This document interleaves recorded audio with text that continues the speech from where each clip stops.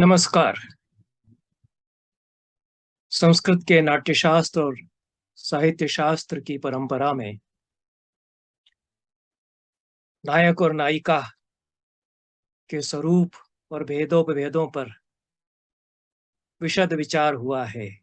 पिछले 2 या 2,500 वर्षों से नायक नायिका विमर्श की परंपरा हमारे साहित्य चिंतन में, नाट्य चिंतन में चली आ रही है।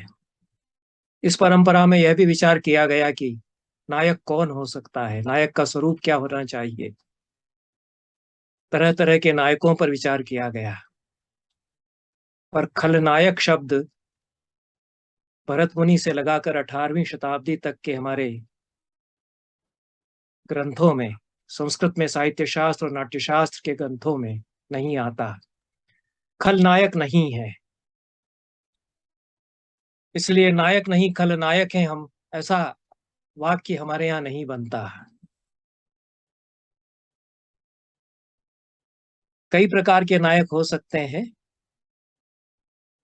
और यह जो नायक का स्वरूप है, भारतीय अवधारणा, भारतीय सिद्धांत जो नायक के विषय में है, वो पश्चिम में हीरो जिसको कहते हैं उसकी अवधारणा से, उसके बारे में जो सोच है उससे अलग है। हीरो शब्द वहाँ वीर, युद्ध में लड़ने वाला, विजय प्राप्त करने वाला, इसके अर्थ में आता है। नायक शब्द नि धातु से बनता है, आगे ले जाना, जिसका अर्थ होता है ले जाने वाला, नायक का अर्थ होता है। नेता शब्द भी इसी धातु से बना है, जो किसी साहित्यिक प्रसंग में कथा को, कहानी को, प्रसंग को आगे ले जाता है, वह नायक है।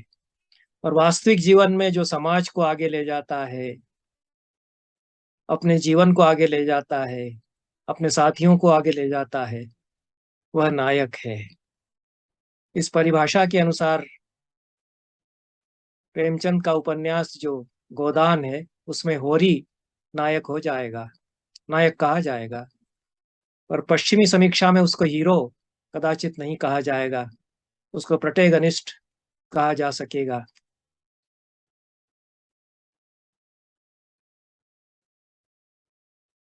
कई नायक एक साहित्यिक प्रबंध में, नाटक में, महाकाव्य में हो सकते हैं, क्योंकि वे सब मिलकर के कथा के विकास में योगदान करते हैं, कथा को आगे ले जाते हैं। उनमें से कोई एक सबसे प्रधान हो सकता है, उसको प्रधान नायक कहा गया। कहीं कहीं केवल नायक शब्द का भी प्रधानता के आधार पर उसके लिए प्रयोग होता है, और कहीं उसको मुख्य नायक भी कहा गया है। आचार्यों ने अलग अलग तरह के, अलग अलग प्रकार के शब्दों का प्रयोग किया है। भरत मुनि स्वयं कहते हैं कि कई नायक हो सकते हैं, उसमें से कोई एक नायक प्रधान हो सकता है।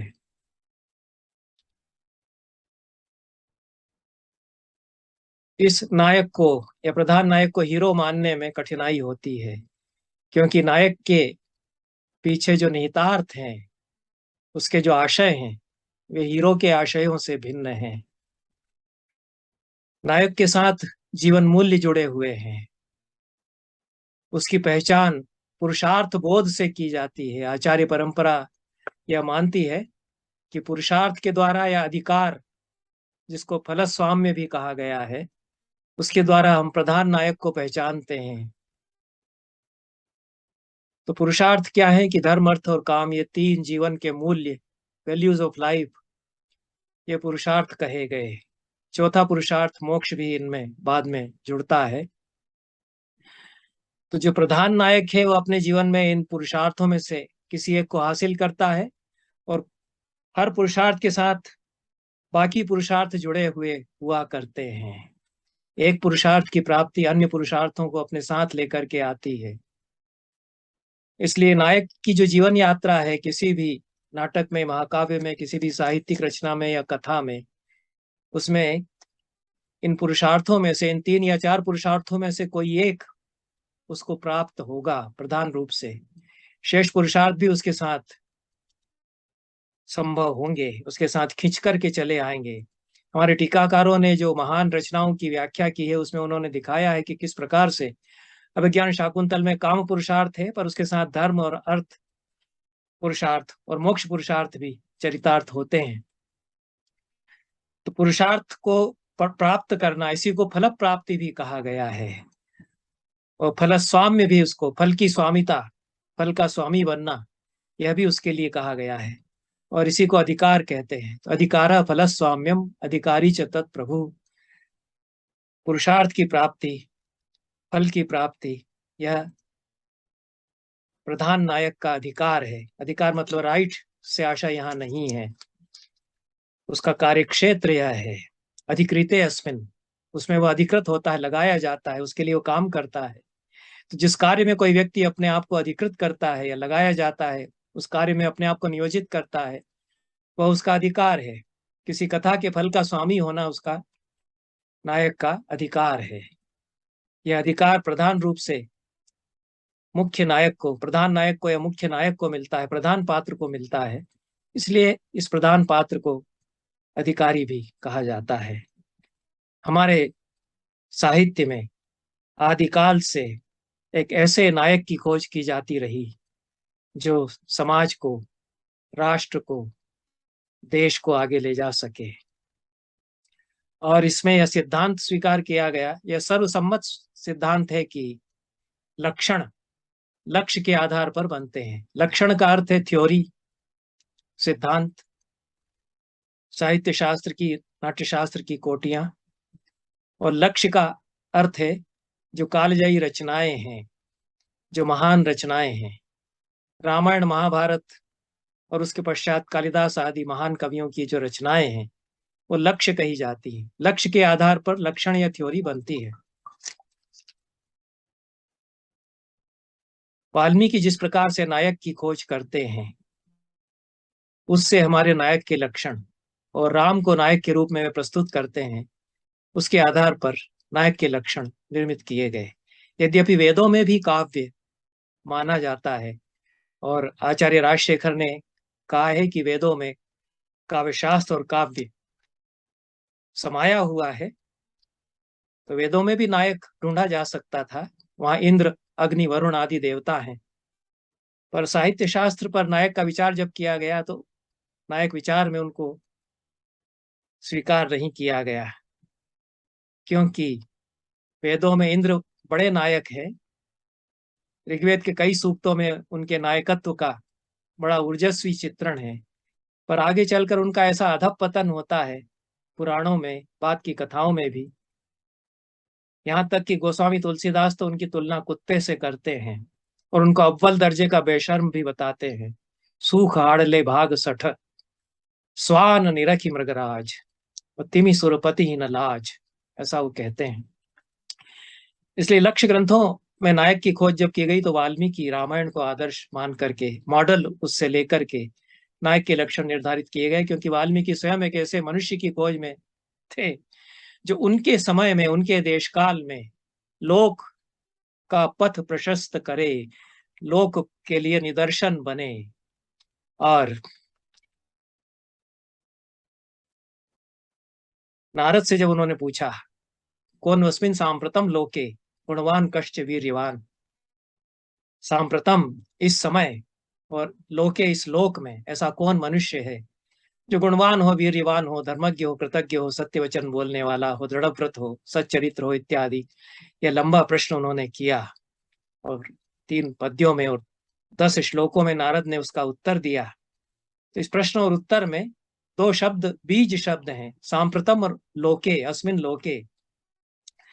इस समय और इस लोक में ऐसा कौन मनुष्य है जिस पर आशा की दृष्टि लगा सके समाज।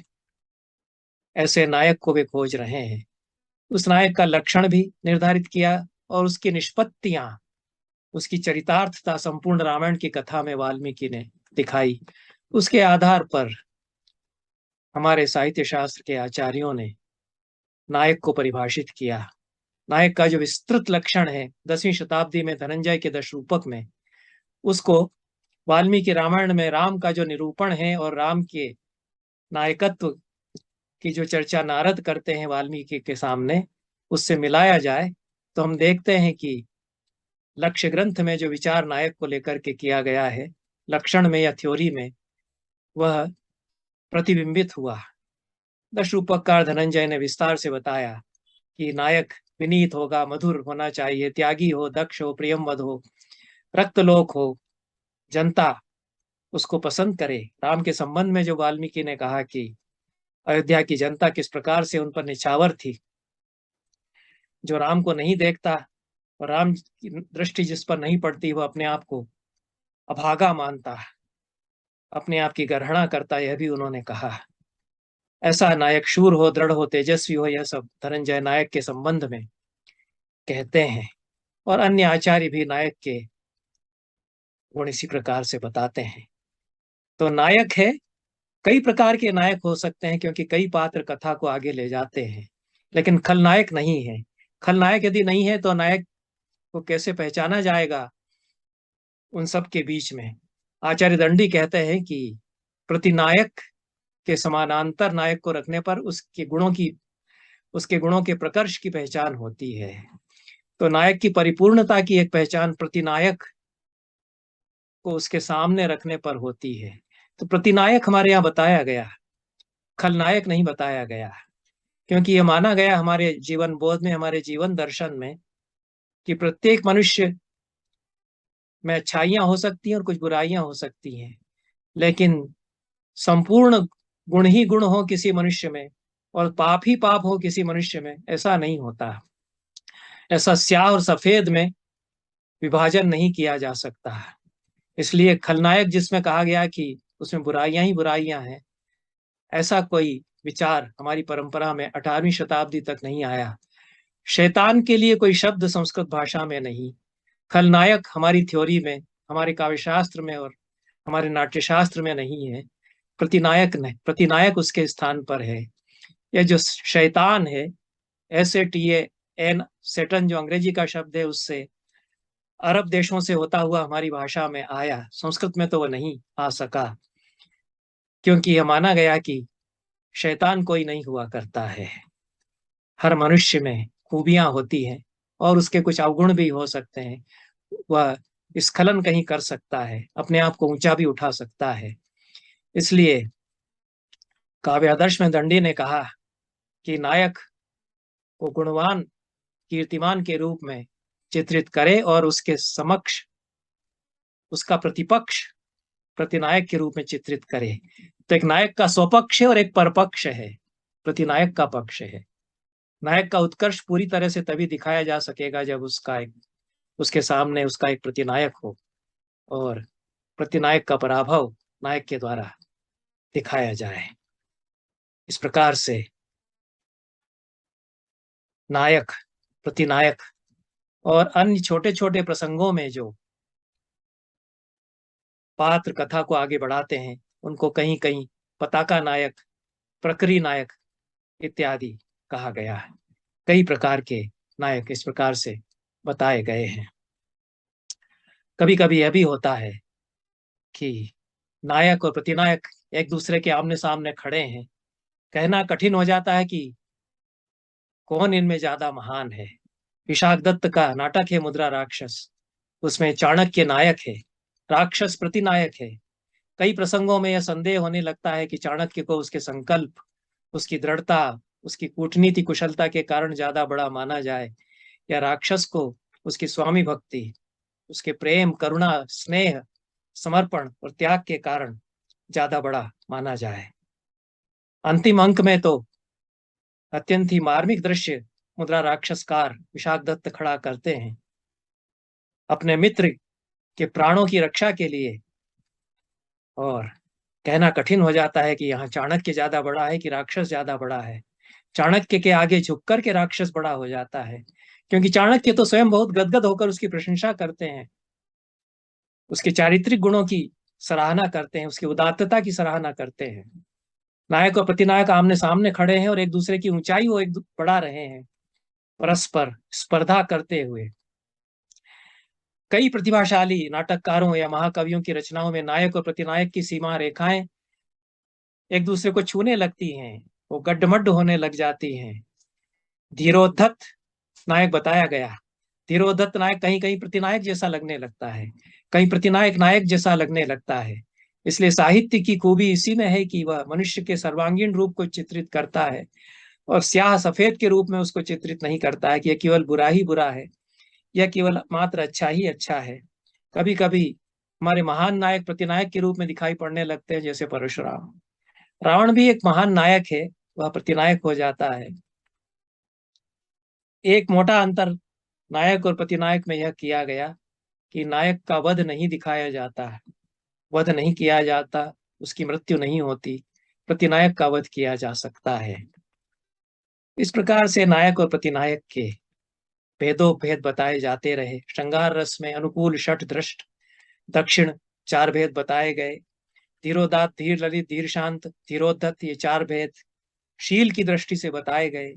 इस प्रकार से 16 भेद और उत्तम मध्यम अधम की दृष्टि से 48 भेद, सत सात्विक राजस्व तामस की दृष्टि से फिर उनको 124 भेद। इस प्रकार से भेदोपभेद किए जाते रहे। यह भी माना गया कि केवल एक ही प्रधान नायक हो, ऐसा नहीं है। दो प्रकार की साहित्यिक कृतियां हो सकती हैं जिनमें एक ही प्रधान नायक हो। ऐसी रचना हो सकती है जैसे वाल्मीकि रामायण में राम एक प्रधान नायक हैं, प्रधान चरित्र हैं। शेष दशरथ हैं, सुग्रीव है, बाली हैं, अन्य उसमें उपनायक हो सकते हैं, पताका नायक हो सकते हैं, रावण प्रतिनायक हो सकता है, लेकिन प्रधान नायक एक ही है। उसके समानांतर महाभारत एक ऐसी रचना है जिसमें कई नायक हैं। हमारे साहित्य में इन्हीं को पर क्रिया और पुराकल्प कहा गया। पर क्रिया और पुराकल्प इनको कहा गया। आचार्य राजशेखर ने कहा कि जो प्राचीन महान रचनाएं हैं ऋषियों की, उनको हम इतिहास कहते हैं। इतिहास की द्विविध गति होती है, प्रक्रिया और पुराकल्प। प्रक्रिया में एक नायक होता है, पुराकल्प में बहुनायक, पुराकल्प बहुनायक वाला होता है। पहले का उदाहरण वाल्मीकि की रामायण है, दूसरे का उदाहरण महाभारत है। इस प्रकार से यह माना गया कि किसी भी साहित्यिक रचना में अनेक नायक भी हो सकते हैं। और भरत मुनि ने तो जो 10 रूपक हैं, रूपक के जो 10 भेद हैं, उनमें कुछ रूपक ऐसे बताए हैं जिनमें कि अनिवार्यतया कई नायक होते ही हैं। डिम 10 रूपकों के भेदों में एक महत्वपूर्ण भेद है। ड्रामा या नाटक के भेदों में उसमें 16 नायक होते हैं। समौकार भी बहुत महत्वपूर्ण भेद है, उसमें 12 नायक होते हैं। भरत मुनि ने तो डिम और समौकार ही सबसे पहले खेले, प्रयोग उन्होंने उनका कराया। ये हमारे आद्य नाटक हैं। ये मूलतः इनमें कई कई नायक हुआ ही करते थे।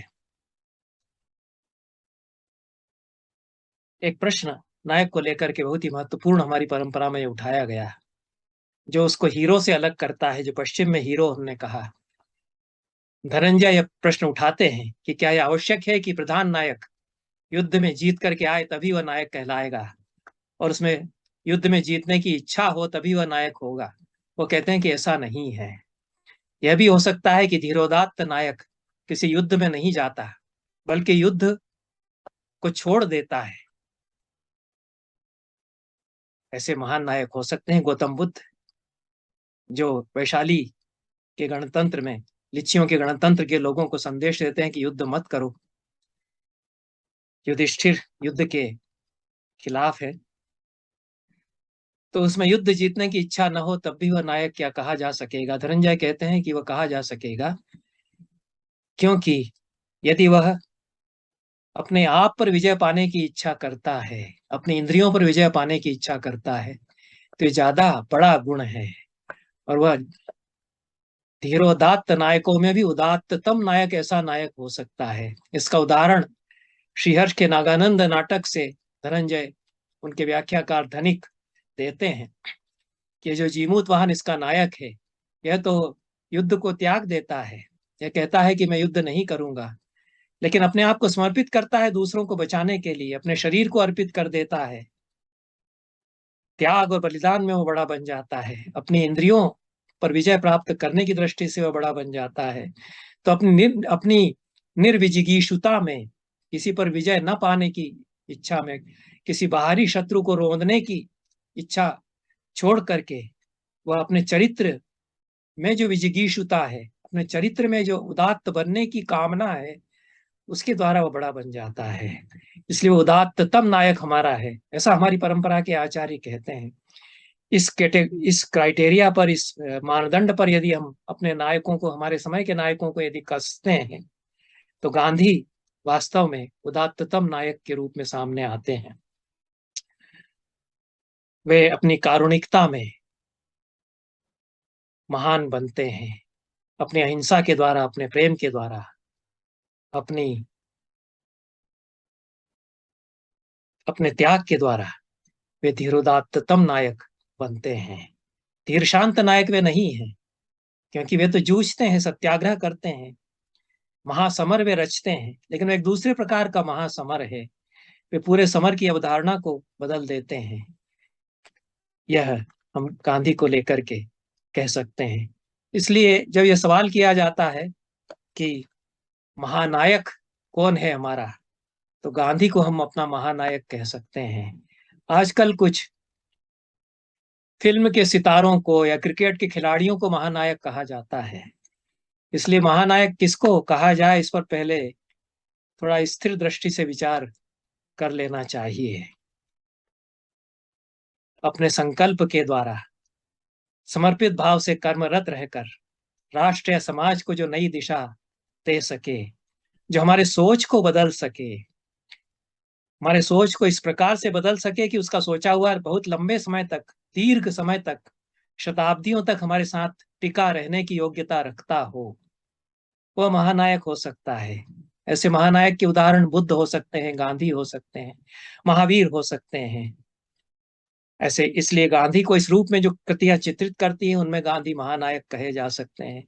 हमारे समाज के महानायकों में से एक महानायक गांधी कहे जा सकते हैं।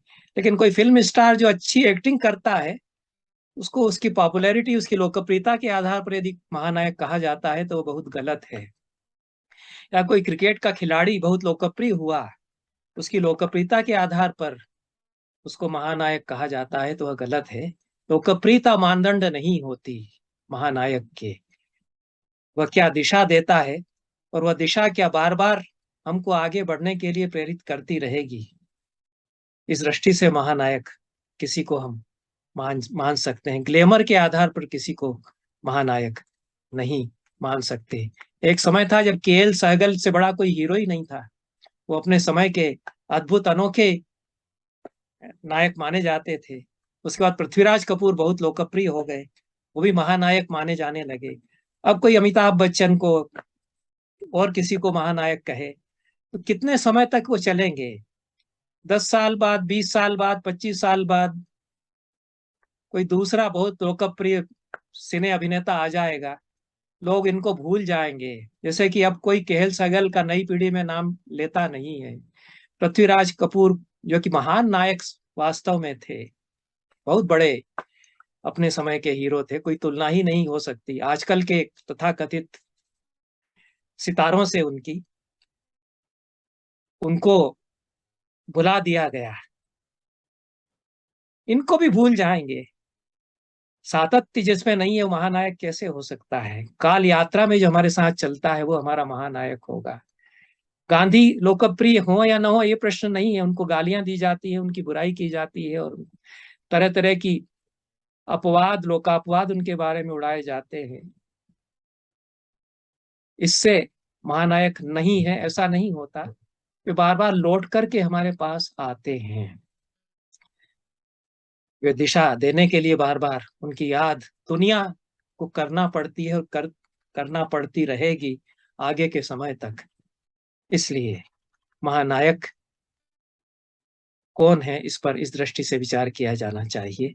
और हीरो की जो एक एकांगी अवधारणा है, बहुत एक पक्षीय अवधारणा है, जो पश्चिमी सोच से आई है, पश्चिम के एक रेखीय चिंतन से, देश और काल की जो उनकी एक रेखीय अवधारणा है, वहां से निकल करके आई है। उसके समानांतर नायक की जो बहुत बहुलता और विविधता पर आधारित अवधारणा हमारी है, जिसमें किस्म किस्म के नायक, एक कृति में कई कई नायक और कई महान नायक एक साथ हो सकते हैं एक रचना में। यह जो अवधारणा है, यह ज्यादा हमारे लिए साथ चलने वाली है, जो एक तंत्रात्मक सोच के विरुद्ध जाती है, उसको तोड़ती है। बहुत बहुत धन्यवाद। नमस्कार।